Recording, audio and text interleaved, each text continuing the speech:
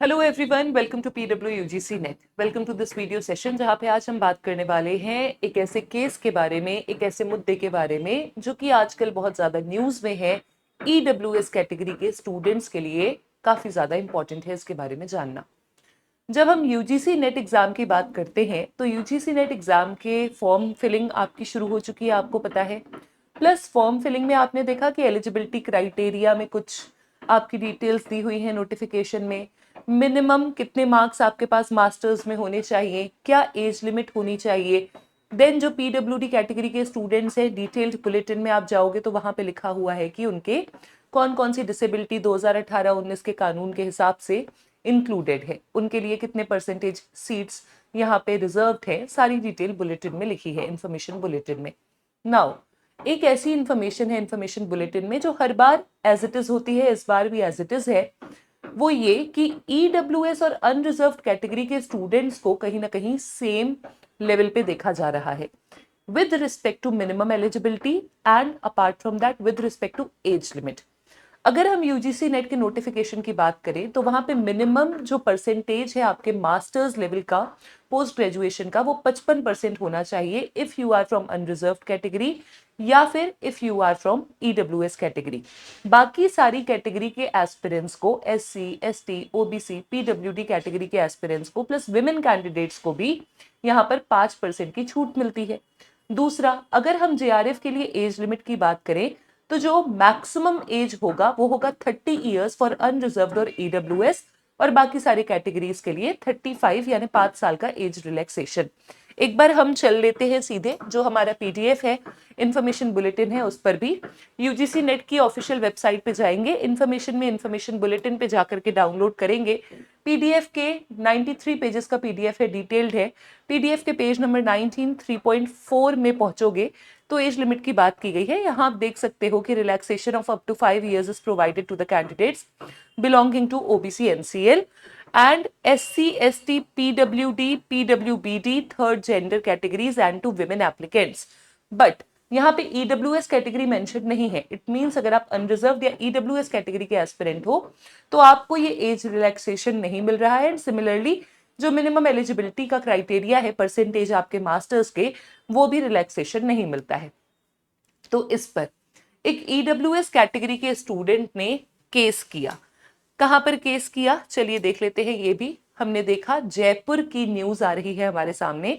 Rajasthan high court ने UGC की ओर आयोजित नेट परीक्षा जो कि अभी दिसंबर में होने वाली है, इसमें ईडब्ल्यूएस कैटेगरी के अभ्यर्थियों को अंकों में छूट नहीं देने पर केंद्र सरकार से जवाब मांगा है। जस्टिस संजीत पुरोहित जी की एकल पीठ ने यह आदेश दीपक शर्मा की ओर से दायर याचिका पर सुनवाई करते हुए दिया। एक स्टूडेंट है आपकी तरह ही, लक्ष्मीकांत मालपुरा, वो ईडब्ल्यूएस कैटेगरी के हैं। उन्होंने ये जवाब मांगा है सरकार से हाईकोर्ट के माध्यम से कि आप बताइए कि आप ईडब्ल्यूएस कैटेगरी को किस आधार पे ये एग्जेम्पशन हटा रहे हैं।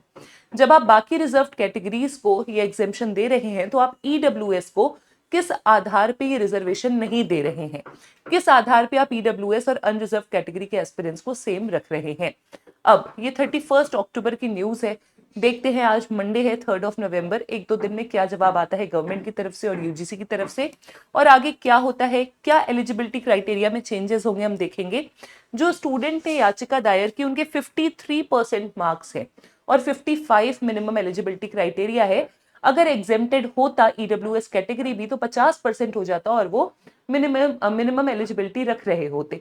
तो इसीलिए उन्होंने ये कोर्ट के माध्यम से सरकार से जवाब मांगा है कि आप क्यों नहीं ईडब्ल्यूएस उम्मीदवारों को छूट दे रहे हैं जबकि आप बाकी आरक्षित वर्गों को छूट दे रहे हैं। Now the thing is this, आपको यहाँ पे किस चीज पे ध्यान देना है। ध्यान देने वाली बात यह है कि क्या ये पहली बार हो रहा है, नहीं। क्या ये पहला एग्जाम है जिसमें ऐसा देख रहे हैं, नहीं। इसका इम्पैक्ट क्या है, इसका इम्पैक्ट ये है कि हमारे एग्जाम में या और भी अलग अलग कॉम्पिटिटिव्स में हम देख रहे हैं कि अनरिजर्व्ड और ईडब्ल्यूएस कैटेगरी का कट ऑफ ऑलमोस्ट सेम आ चुका है।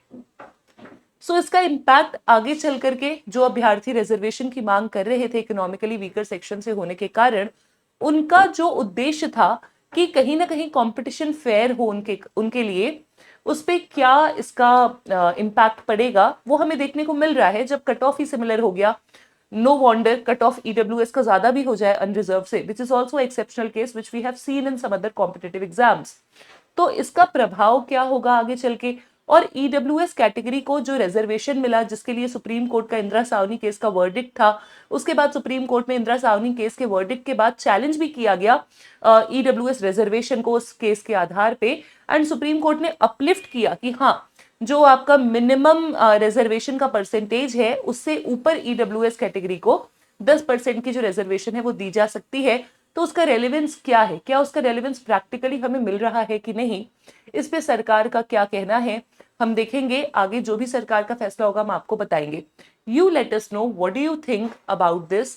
Do you think that EWS category को जो रिजर्वेशन मिला है उसका वो पूरी तरीके से बेनिफिट नहीं उठा पा रहे हैं? What is your take on this? Do let me know in the comment section. Thank you so much.